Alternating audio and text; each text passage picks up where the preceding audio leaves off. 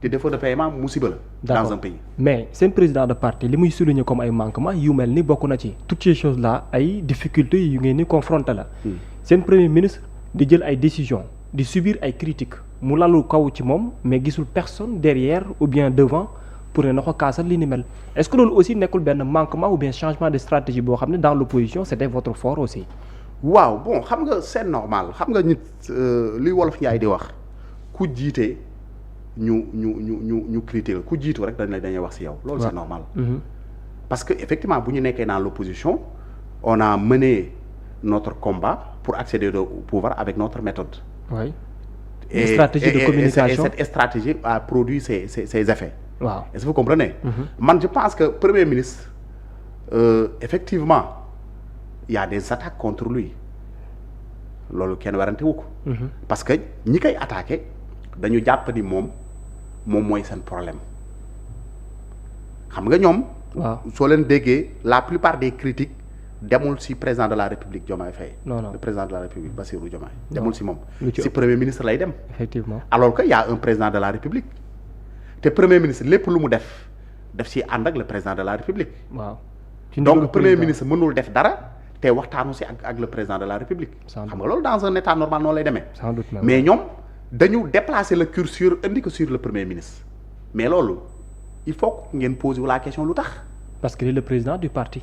déedéet du loolu de. waaw c'est trop facile. ah bon c'est pas ça. ah xam nga premier ministre mënoon na nekk le président du parti ñu ni que kaay ñu def le premier ministre mu ni non baax na bàyyil ma dem assemblée nationale nekk un simple député.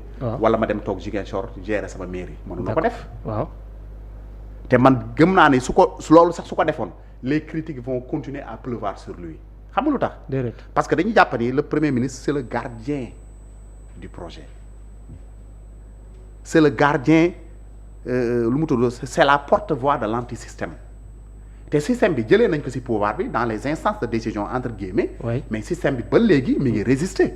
d'accord te ñun suñu objectif mooy faire disparaître complètement le système à tous les niveaux d'accord mais loolu. système bi nga defoon day croiser les bras di ñu seetaan. mais du ñu seetaan. résistance bi quoi. day résister te résistance boobu daf koy def ba pare am benn offensive bu muy def offensive bi mooy lan fexe ba neutraliser le premier ministre xam nga lu ñuy lan mooy seen neutraliser le premier ministre mooy lan. mooy fexe ba premier ministre ñu tàggale ko soit ak le président. waaw wala fexe ba boole la ñu am problème le premier ministre dem toogi na leen bu boobaa la ñu jàkkaarloo le président defuñu ko parce que dañoo bëgg président de mais dañoo bëgg isoler le président gis nga suñ ko isoler après si moom lañu jëm. d'accord léegi su ko defee suñu jëmee si moom. fexe ba lu mu tudd sax affaiblir le président nga xam ni wax dëgg la promesse yi ñu kenn duñ ci def dara bu boobaa c'est-à-dire que ñu jëlee ñu fi loolu mooy seen objectif. d'accord parce que le système aussi toogul di xoole toogul nañu ci daal jamais système bi du def loolu. tant que système bi démoliruñ ko ba mu jeex intégralement ba mu jóge fi dans toutes les instances de l'État ak fépp fu mu mënti doon le système va continuer à se mouvoir et à résister. est-ce que te xam nañu le premier ministre il est. dans cette logique là keroog bu discours am ko dégg mooy le PASTEF. waaw doit assumer le pouvoir gis nga État. comme lu koy kii di waxee Karl Marx. c'est un appareil bi nag yow yaay xool nañ koy utiliser yow mi ñu ko jox. yow yaay xool nañ koy utiliser. suñ la ko joxee da nga koy utiliser ak yow li nga gëm doxalee ko noonu par exemple les socialistes suñu ñëwee au pouvoir dañuy utiliser des politiques sociales. waaw les libéraux suñu ñëwee dañuy utiliser des politiques libérales. soo demee Trump. jox nañ ko pouvoir mais mi ngi koy utiliser selon sa vision politique. l'administration donc Pastef aussi. dafa war a utiliser le pouvoir selon sa vision politique. dinañ taxaw ci poñ boobu. mais beneen côté bi mooy est-ce que tamit junj boobu nga yaakaar ne moom la opposition bi bëgg pour pousser Ousmane Sonko jàkkaarloog le président est-ce que réussiruñu ko déjà dans la mesure où le président de Pastef di wax comme si y a benn malaise bu xew diggante moom ak le président dem bay remettre en question autorité ci réew mi. bon xam nga loolu man li wax naa la au début de mon intervention ni la le premier alerte la doon joxe xam nga nit ki aussi soo leen di dox ba ci biir. parce que aussi dans la vie. bu ñu naxante aussi rien n'est parfait dans la vie. loolu dëgg la. la perfection n'est pas de ce monde là. dëgg la. nit lu mu jub am na ay failles nit lu mu baax am na ay défauts loolu muy man muy président muy premier ñëpp ci bokk yam dans la vie c'est comme ça. loolu dëgg la est-ce que comme yàlla rek moo parfait. léegi c'est normal que premier ministre su gisee ay mbir mu alerté loolu ça va de soi. léegi la question de l'autorité. yenn mais est-ce que du attaque. dodo y a la question de l'autorité attention nit ñi duñu ils ne comprennent pas le discours de Ousmane. pour man foofu gars yu bari ils ont faussé c'est-à-dire que l'interprétation sur le discours lorsqu'il parlait le pays manque d'autorité mais le pays manque d'autorité dëgg la mais du ci Diomaye du ci Diomaye daf fi fekk. te bu muy wax le président de la République bu muy wax le pays manque d'eau il ne parlait pas du président de la République. La première autorité de ce pays c'est non il parlait de l'État mais Sénégal l'État manque d'autorité dans ce pays-là te loolu c'est depuis l'avènement de Wade au pouvoir. Ah bon? Si. Comment? Mais l'autorité de l'État a été bien incarnée sous Senghor man Senghor fekkeewu ma ko mais dégg naa ñu koy wax mais Abdou Diouf aussi il a toujours incarné l'autorité de l'État mais yenn pagaay yi nga naan gis depuis que Wade accédé au pouvoir avec Macky Sall mais yooyu daaw ko ni gis jamono Abdou Diouf l'État était très respecté. waaw.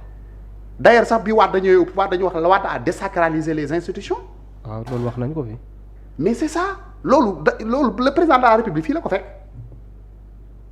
léegi nag il est de notre devoir aussi de restaurer cette autorité de l'État xam nga cette autorité de l'État la restauration de l'autorité de l'État fan lay commencer pour man. déedéet mooy restaurer fexe ba consolider un état de droit.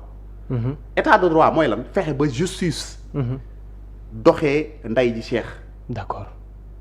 ku def ak grade boo mënti am muy man muy képp de yoon day dal sa kaw comme ni ko Senghor doon waxee sans criorité inutile et sans faiblesse coupable. D'accord.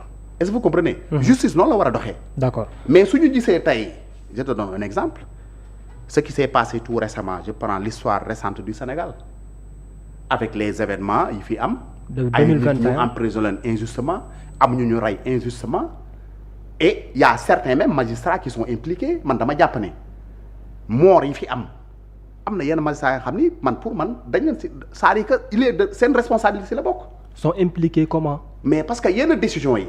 waaw soo ko jëlee mu leer na la yow décision bii nga jël tegloo ko fenn parce que da nga bëggoon le premier ministre l'actuel premier ministre du Sénégal. ñàkk a nekk candidat moom nga bëggoon mu bañ a nekk candidat moo tax man dama ne il doit y avoir même une enquête dans quelles conditions certaines décisions ont été rendues je vous dis hein. lan au sein de la magistrature. non mais bien sûr. mais comment il faut que ñu def ko xam nga lu tax. déedéet. non si mais enquête dafa war a am parce que yow leer na la le premier ministre dans tous ces dossiers là dans le dossier de Sweet Beauté. Mais c'est un dossier qui a été monté de toutes pièces. Il y a eu même des falsifications de documents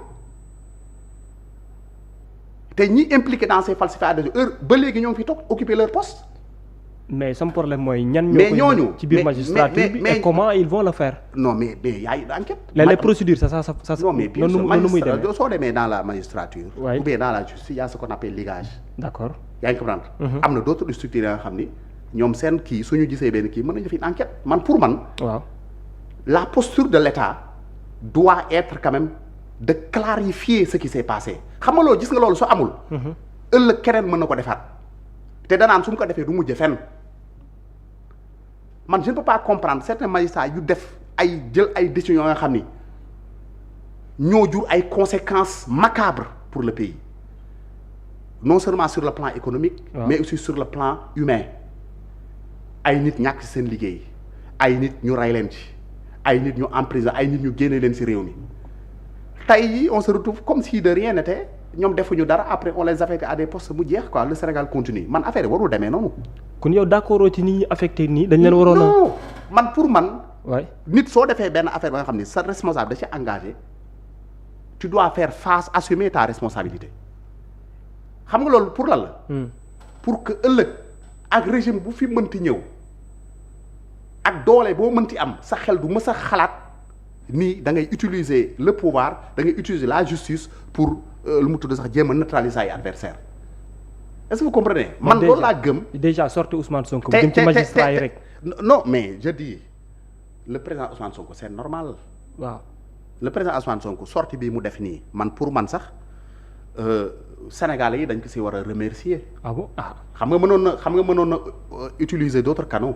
waaw te am na ko mais def ko moom dafa jàpp ni dossier personnel am moom da ngay jàpp ni c'est un citoyen simple comme les autres man su ma amee problème wala yow soo amee problème ni ngay utiliser les canaux judiciaires moom noonu lay utiliser les canaux jël ay avocats am ñu toppal ko dossier moom loolu la war a def mais su gisee ni wax dëgg yàlla dans ces dossiers là y a un parti pris flagrant.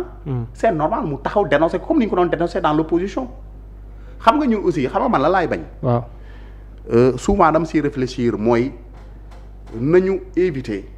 c'est ce qu'on appelle des protocoles institutionnels. des protocoles institutionnels gis nga yooyu moo ñu sonal. maanaam. gis nga dans la vie. waay.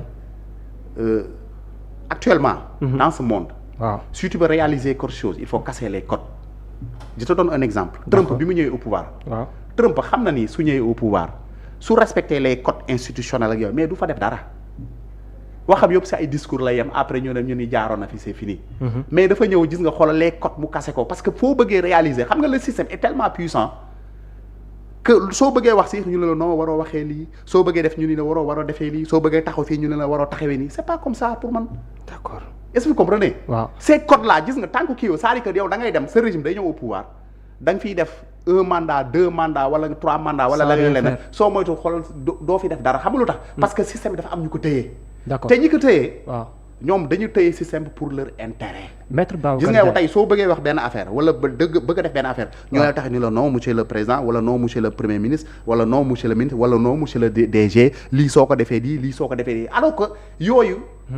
c'est un mécanisme qui a été préétabli. d'accord et entretenu par des gens yoo xam ni qui sont dans le système qui sont tapis dans l'ombre waaw et qui manient le système à leur gré et à leurs intérêts. gis nga ñooñu soo leen identifié wul. ba neutraliser leen tu peux faire de beaux discours dinaa def lii dinaa def mais à l'étape de l'épreuve soo moytul xoolal li nga waxoon.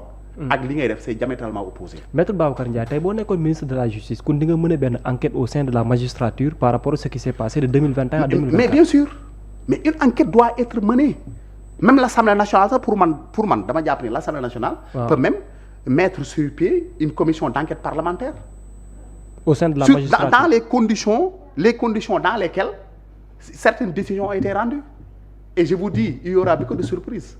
ah bon non mais bien sûr. Comment? Il y aurait beaucoup de surprises. surprise je ne veux pas entrer dans les détails parce que yooyu enquête peut-être moo koy déterminer mais. je vous dis man j'étais un acteur de la justice. effectivement man avocat la dossier yi le premier ministre impliqué le dossier la nga xam ne le président de la république impliqué man j'étais au cœur de ces dossiers là xam naa si dossiers yu bëri. qu'est-ce qui s'est yow passé? imagine-toi je te donne un exemple rek. Ah. le président de la république ñoo ngi ko emprisonné à Cap Manuel. ñu jàpp le premier ministre këram pour vol de portable. waaw Fadilou Keïta aussi ñoo ngi ko emprisonné ñoom ñëpp ñu def benn réquisitoire ñoom aussi si sàcc portable bi ñoom aussi si nañu bokk mais loolu tu penses que c'est sérieux dans un pays normal un juge def ko ba pare taxaw fa la jàpp ñaam comme si de rien n'était. mais Babacar nañu waxante dëgg rek quand même. mooy li nga xam ne jonction de ces c'est ça mais loolu c'est extrêmement grave dans quel pays nous sommes man je pense que le chantier de la justice. et d'ailleurs le président a bien fait. d'organiser les chantiers de la justice. te dama jàpp ne sax war nañ ko gën a approfondir. d'accord mais aussi les victimes. boobu de ces événements. waaw ñooñu justice war na taxaw seen ay mbir. xam nga man dama koy yàgg di wax gis nga Sénégal. soo xoolee dans l'histoire récente du pays. le président Ablaye Wade affaire économie jëlee ko fi. Macky Sall gëm naa ni aussi économie jëlee ko fi même si y a une part. mais gis nga ñoom ñëpp soo xoolee li leen fi gën a daaneel mooy affaire justice ça je te dis ah. perception bi. perception de la justice mooy dëkk maa xam ni soo nekkee au pouvoir lu la neex nga def lu la neex nga wax te dara du la si fekk soo nekkee opposition waxuma la def mais soo nee justice ñëw jàpp la monter le dossier ñu tëj la si kaso bi. d'accord acteur de mais la loolu justice moo metti Sénégal yi. waaye mais acteur de la justice. Ablaye Wade loolu moo tax ñu jëlee ko fi. waaw Macky Sall bëgg naa ñu ñëw ci mais dama bëgg ñu taxaw sur ce plan là. waaw l'État du Sénégal à travers son ministre de la justice parce que dëkk bi aussi am na kilifa. dëgg la y a le président de la République y a le ministre de la justice. Effectivement. Le ministre de la justice est interpellé sur ce terrain-là. Il y a un travail effectivement qui est en train d'être fait mais man dama jàpp ni le travail li si des dafa bëri. d'accord mais UMS dafa génn. wala génnul sax mais dañoo junj waxtaan parce que conseiller juridique président premier ministre dafa doon essayer pour ñu waxtaan. UMS am ñenn ci seen biir ñu fàqu ne soxlawuñu waxtaan ak moom parce que yenn kàddu yi muy yëkkati déjà loolu rek am lu mu jur au sein de la magistrature tey boo ci naroon ñambaasaat wàllum enquête est-ce que du gën a doy waar. non xam nga le premier ministre nit ñi xam nga ni le premier ministre loolu leeral na ko. waaw non loolu leeral na loolu premier ministre loolu rek doon du mu si ñëwaat loolu xam nga ni. mais UMS buy bañ lu xam nga mel ni noonu les détracteurs du premier ministre ñoom ñooy taxaw di véhiculer ces fausses informations là le premier ministre n'a jamais sollicité d'audience auprès des magistrats. tout à fait donc loolu nit ñi suñ ko waxee dafa am ñi nga xam dañoo bëgg a yàq xelu nit ñi. le premier ministre su bëggoon gis magistrat yi peut-être am na beneen canal bu mu koy jaaral te loolu ça ne posera aucun problème. parce que autorité la. kilifa la. c'est normal que mu peut-être mu gis benn moment toog gis ne war na dialoguer ak magistrat yi dem waxtaan ak ñoom. mais loolu c'est dans le cadre normal de la marche des institutions. d'accord je parle du principe mais dans les faits loolu amul en réalité. d'accord nit ñi yenn détracteurs yi ñoom ñooy nekk di wax lu leen neex juste pour lu mu tudd sax xalab le premier ministre parce que man dama jàpp ne le premier ministre nekk na nit ka nga xam ni moom moo empêché aux tenants du système de tourner en rond. d'accord de tourner en rond. d'accord te tant que ñooñu tant que le premier ministre mi ngi fi seen affaire du baax moo tax le premier ministre keroog averti ne la nee leen dégg naa si ñuy wax ni. le premier ministre dafa war a démissionner nee na leen démissionné wu ma tey démissionné wu ma ëllëg. parce que démissionner moom mooy leur faire plaisir et moom mooy aussi leur libérer la voie leur donner un boulevard libre. ñu déglu